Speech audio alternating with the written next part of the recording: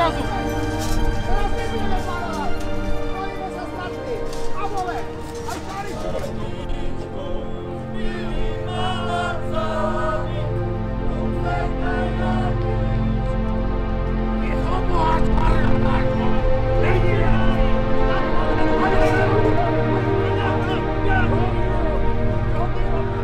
Východoslovenské roľnícke povstanie kruto zasiahlo aj našu malebnú obec.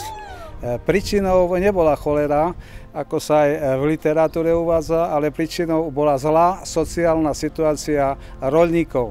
Boli ožobračovaní jednak komasáciou, sceľovaním určitých majetkov a v podstate nemali čo dať do úst. Obec Čičava spolu so Zamutovom, s obcov Jastrabím a Mrníkov patrila k úderným silám tohto povstania.